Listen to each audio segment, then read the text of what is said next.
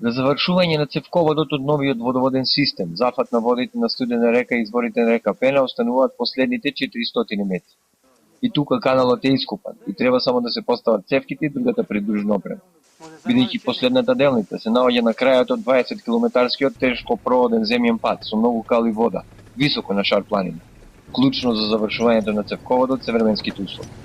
Цевководот е со вредност од околу 2 милиони евра, средства од буџетот на државата. Од 8,5 километри кои се по договор за изведување, веќе се поставени околу 8,1 километар и преостануваат уште околу 400 метри за поставување цевка. Се надевам дека временските услови ќе ни помогнат за да можеме и тој преостанат дел да го завршиме. За целосно завршување на новиот систем предвидена е изградба на филтер станица, за која тендерската постапка, што се води во Министерството за транспорт и врски, треба да отпочне следнава недела.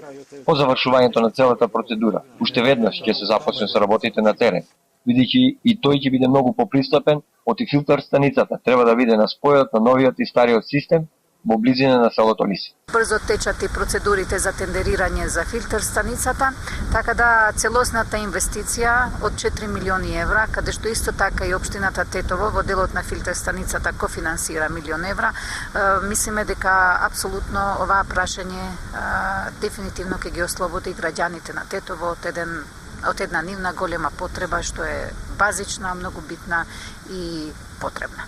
Со завршувањето на новиот водоводен систем, зафат на водите на студена река и изворите на река Пена, во текот на следната година, ќе се добијат дополнителни 200 литри вода во секунда, што треба долгорочно да го реши проблемот со водоснабдување на Тетово, каде жителите во моментот се соочуваат со повеќе часовни рестрикции во водоснабдување.